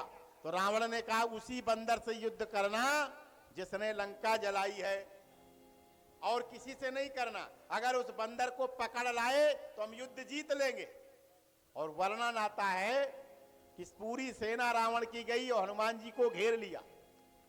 अकेले हनुमान जी, लक्ष्मण जी ने राम जी से कहा महाराज हनुमान जी अकेले हैं, गदा भी नहीं लिए। तो राम जी ने कहा चिंता न करो, राक्षसों को मारने के लिए उन्हीं के हथियार काफी है। राक्षस अपने ही हथियारों से मारे जाते हैं। कहा फिर कहा देखो कैसे युद्ध लड़ते हैं। हनुमान जी अकेले युद्ध लड़ा। कैसा लड़ा? कहा हाथी से हाथी मारे, घोड़ से घोड़ पछारे, देखो देखो ले लखन लरन हनुमानी। अब राक्षस घेरे, हनुमान जी हाथी में हाथी, घोड़े को घोड़ा, आप पकड़ के मार रहे हैं मुगदर की बात। राम जी से लक्ष्मण जी ने कहा भैया भैया, हाँ राम जी ने कहा देखो देखो लखन हनुमान जी कितना अच्छा लड़ रहे हैं। हनुमान जी ने कहा महाराज वो तो आप देख रहे हो कितना बढ़िया लग रहे हो, लेकिन हनुमान जी की पूंछ अपना काम कर रही है। अच्छा पूंछ गजब का काम कर रही है। क्या कर रही थी? पूंछ की लंबाई निश्चित हो तो दुश्मन सावधान रहे। कभी हनुमान जी की पूंछ 3 किलोमीटर तक बढ़ जाए, और जैसे पूंछ बढ़ी और एक बार घुमा के अंटा मारा तो सारे की सारी राक्षसों की मुंडी साफ, एक बार में मुंडी साफ। लखन ने कहा महाराज हनुमान जी की पूंछ अपना काम कर रही है, देखो कमाल। शाम को रावण बैठा, सारी सेना मर गई। रावण बैठा, ऐसे ही दरबार लगा था। रावण बड़ा प्रसन्न था कि पूरी सेना ने मिलकर के बंदर को पकड़ लिया होगा। रावण ने दूत से पूछा क्यों, युद्ध के क्या समाचार हैं? रावण का दूत चुप। रावण ने कहा ये बताओ बंदर कहाँ हैं? दूत ने कहा महाराज बंदर तो वहीं है, बंदर वहीं है। रावण ने कहा बंदर वहीं है? कहा हाँ। तो कहा फिर सेना कहाँ है? दूत ने कहा महाराज सेना मर गई, सेना मर गई। रावण ने कहा इतनी सारी सेना मर गई, इतनी सारी सेना कैसे मर गई? दूत ने कहा महाराज उस बंदर के सामने ठहरना मुश्किल है, उस बंदर के सामने ठहरना मुश्किल है। रावण ने कहा मूर्ख थे, बेवकूफ थे। अरे जब बंदर के सामने ठहरना मुश्किल था तो पीछे से हमला करते, पीछे से हमला करते। तो दूत ने हाथ जोड़ के कहा महाराज जो आगे से लड़े वो कुछ देर खड़े, जो आगे से लड़े वो कुछ देर खड़े, और जो पीछे से लड़े उनका पता ही नहीं चला, पता ही नहीं चला। रावण ने कहा ये कैसे हो सकता है कि पता ही नहीं चला, कैसे हो गया? कहा बस महाराज वो पूंछ, और जैसे ही पूंछ का नाम लिया रावण कहता चुप, मैं पूंछ का नाम नहीं सुनना चाहता, चुप। कहा महाराज वो पूंछ इतनी खतरनाक है कि एक बार में सब राक्षस साफ। रावण ने कहा हे भगवान अगर मैं जानता इस बंदरा की पूंछ इतनी खतरनाक है तो मैं इस पूंछ को उसी समय कटवा देता। मैं आग लगाने के लिए नहीं कहता, मैं कहता कप के ममता पूंछ पर सबई कहो समझाए, और लई के फरसा आज तुम यह पूंछ देव कटवाए, पूंछ कटवा देता। लेकिन अब क्या करूं, बड़ा परेशान। अब रावण बड़ा परेशान पूंछ से। रावण तुरंत गया। कृतवास रामायण में वर्णन आता है कि रावण के पास 14,000 अमर सेनानी थे। तो वो अमर सेनानियों को पास गया, उनने कहा जाओ युद्ध करो। अमर सेनानी आए, राम जी उदास। राम जी को उदास देखा तो हनुमान जी खड़े हो गए, महाराज उदास क्यों है? राम जी ने कहा देख नहीं रहे हो 14,000 अमर हैं, और जब अमर है ने मरना है नहीं है, और जब मरना है नहीं तो पृथ्वी से ये खाली नहीं होंगे, और जब पृथ्वी में रहेंगे तो मेरी प्रतिज्ञा का क्या होगा? मैंने कहा निश्चय ही नहीं कराऊं मैं। तो हनुमान जी ने कहा महाराज ये अमर हैं? कहा हाँ। तो कहा फिर हमको भेजो हमें। राम जी ने कहा वो अमर हैं। हनुमान जी ने कहा अगर वो अमर है तो मैं भी अमर हूं। राम जी ने कहा तुम कैसे अमर हो? कहा मुझको मैया सीता ने वरदान दिया है, अजर अमर गुण निधि सुत हो, अजर अमर गुण निधि सुत हो, अजर अमर गुण निधि सुत हो। अजर अमर का वरदान मैया सीता ने दिया है। राम जी ने कहा ये ठीक है, अमर अमर की लड़ाई होने दो। अब इधर गया, 14,000 सेनानी आए। किसी ने हनुमान जी से कहा लड़ो। हनुमान जी ने कहा जब हमें पता है कि इन्हें मरना नहीं है तो क्या फायदा मुक्काबाजी करने से, मरना है नहीं, कुश्ती लड़ने से फायदा क्या है? तो कहा फिर कुछ करो। हनुमान जी ने कहा कुछ करेंगे। क्या करोगे? हनुमान जी ने कहा देखो, हनुमान जी ने बड़ी जोर से गर्जना की और 14,000 सेनानियों से कहा क्यों भाई एक एक करके लड़ोगे कि इकट्ठा? तो राक्षसों ने कहा हम इकट्ठा खाते हैं, इकट्ठा पीते हैं, इकट्ठा ही लड़ेंगे। हनुमान जी ने कहा आ जाओ। और जैसे ही 14,000 आगे को बढ़े, हनुमान जी ने अपनी पूंछ को बढ़ाया और 14,000 के पाछे से ले गए और पीछे से ले गए और दही के ऐसे बांधा और दही करके दही अंठा लगाया और लूम लपेटी आकाश से उड़ान, ऐसे अंठा लगाया बांध करके दही गिन्न पारे। अब 14,000 बंधे बेचारे गिन्न पारे, ऐसा फेंका काय सूख के गात चले न भजात पड़े ब्रह्मवात न भूतल आई। ऐसा फेंका कि चले जा रहे हैं सरसराते, कहां पहुंच गए कि जहां पर पृथ्वी का गुरुत्वाकर्षण खत्म हो जाता है वहां जाकर के छोड़ा। अब उन्हें धरती में आ रहे ना आकाश में, बेचारे मर रहा रहे। एक ने राक्षसों से कहा ये राक्षस ये बताओ तुम्हें मरना तो है नहीं है? कहा हाँ मरना नहीं है। कहा फिर तुम्हारे गलुआ काहे झुराए जा रहे हैं?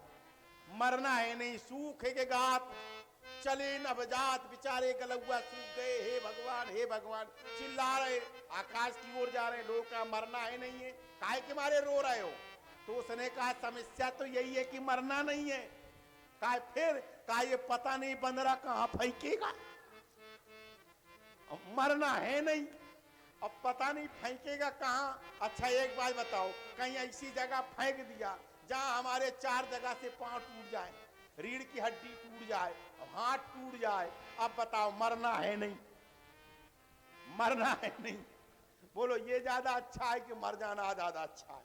लोगों ने कहा मर जाना ज्यादा अच्छा है। कहा बस हम इसीलिए झुराए जा रहे हैं, मरना है नहीं, पता नहीं ये कहां फेंकेगा। और गिर गए, गुरुत्वाकर्षण में उड़े जा रहे हैं। हनुमान जी नीचे आ गए, राम जी को प्रणाम किया। हनुमान जी ने कहा महाराज काम हो गया। कहा क्या हो गया?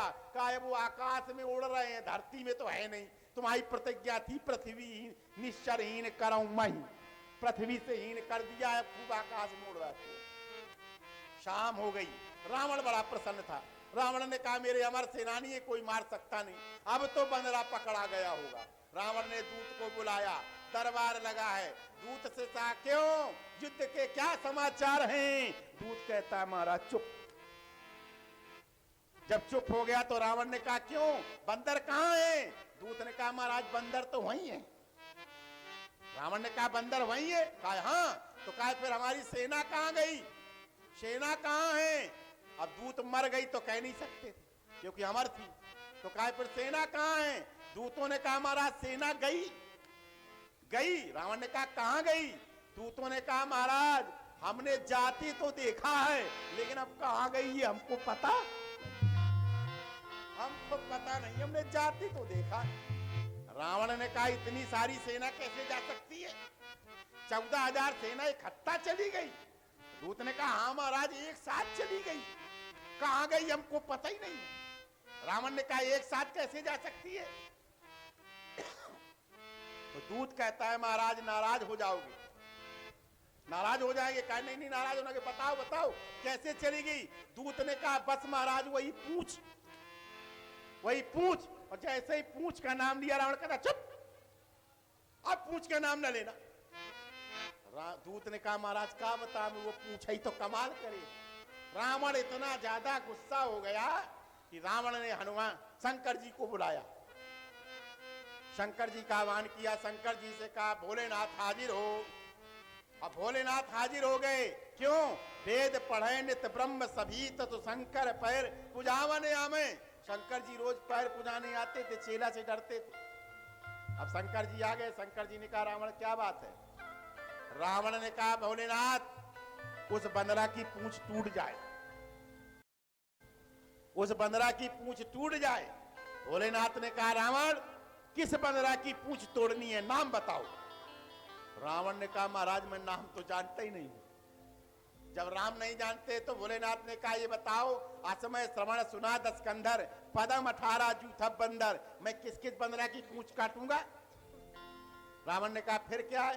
शंकर जी ने कहा एक काम करो तुम जा करके उस बंदरा की पूंछ पकड़ लेना और जब पकड़ लेना तब बताना मुझे क्या करना है, पूंछ तोड़ना है कि नहीं तोड़ना। रावण ने कहा ये ठीक। अब देखिए रावण गया, युद्ध के समय पर जैसे ही रावण गया और उसने धीरे से गया, हनुमान जी खड़े थे, रावण ने पीछे से हनुमान जी की पूंछ को पकड़ लिया और जैसे ही पकड़ लिया तो रावण अहंकारी था। रावण ने कहा भोलेनाथ को तो मैं बाद में बुलाऊंगा, मैं ही पूरी पूंछ उखाड़ डालूंगा। अब रावण लात लगाए हनुमान जी की पूंछ को पकड़े, उसने सोचा मैं पूंछ को उखाड़ दूंगा, जैसे ही हनुमान जी मुड़ेंगे मैं पूंछ को उखाड़ दूंगा। लेकिन किस पूंछ पकड़े खड़ा है तो एक ने हनुमान जी से कहा हनुमान जी लड़ो। हनुमान जी ने कहा आगे होता तो लड़ता, काहे कुछ करो, कहा हाँ कुछ करूंगा। लेकिन बारे बजरंगबली, रावण को भी ये कल्पना नहीं थी। रावण ने सोचा था ये मुड़ेगा या तो लड़ेगा, लेकिन बारे बजरंगबली ना मुड़े ना लड़े।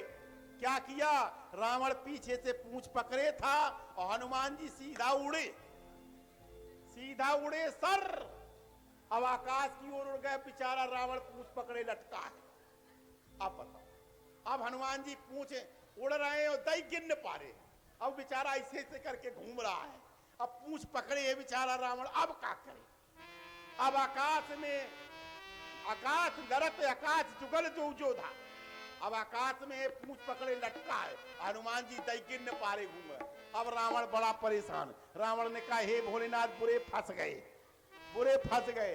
भोलेनाथ जी आकाश में आ गए।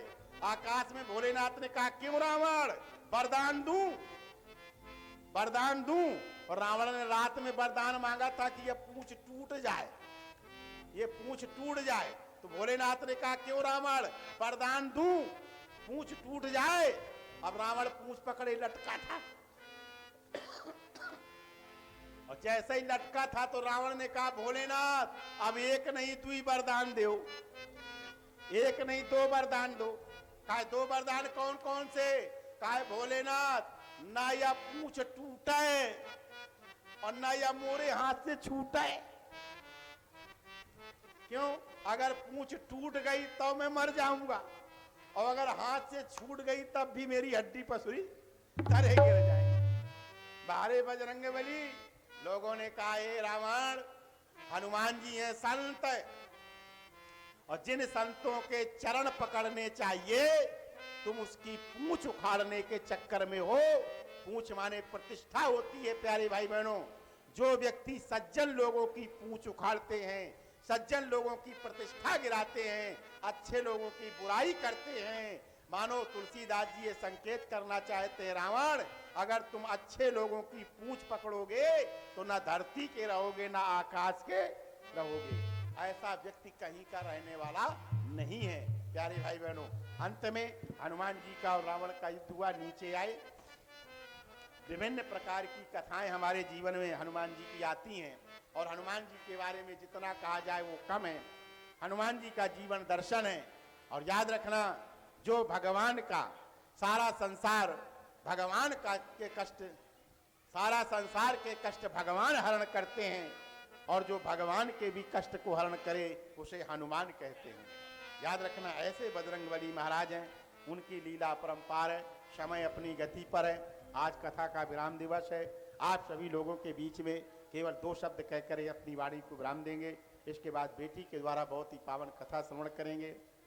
वीर हनुमान अति बलवाना, वीर हनुमान अति बलवाना, राम राम रसियो रे हो, राम राम रसियो रे, प्रभु मन बसियो रे, राम राम रसियो रे, प्रभु मन बसियो रे, वीर हनुमान अति बलवान। सभी गाइए, वीर हनुमान अति बलवाना, राम राम रसिया रे, प्रभु मन बसिया रे, राम राम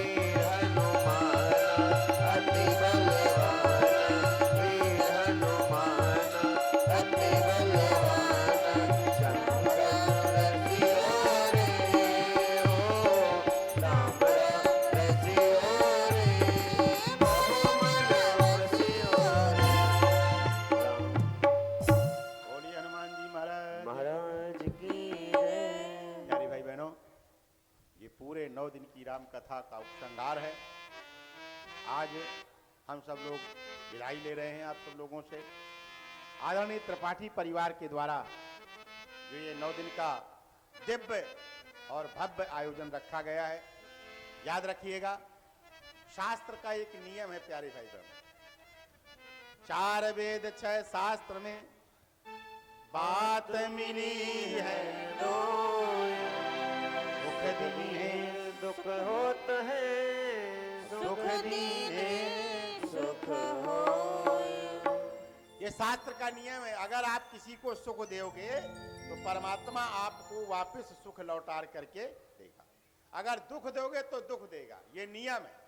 अब आप जरा विचार करके देखिए, ये जो आपकी राम कथा यहाँ पर हुई है और जितने भी लोगों ने सुनी है, तो ये बताइए राम कथा सुनने के बाद आप लोगों को सुख मिला है कि नहीं मिला?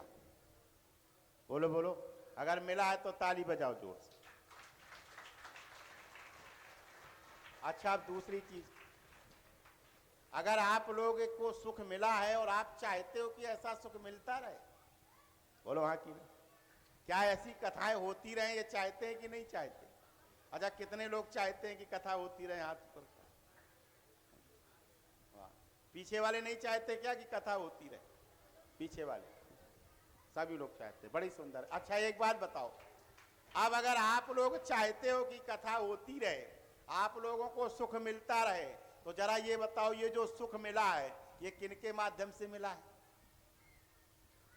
ये जो सुख मिला है आपको, राम कथा का सुख मिला है, ये आदरणीय दयाशंकर त्रिपाठी जी और उनके सुपुत्र प्रदीप कुमार त्रिपाठी जी, संदीप कुमार त्रिपाठी जी, पूरे त्रिपाठी परिवार की ओर से मिला है। तो क्या आप लोगों का ये धर्म नहीं बनता है कि जब इन्होंने आपको सुख दिया है तो आप लोग भी इनको सुख दें? बोलो बोलो बोलो। तो इनको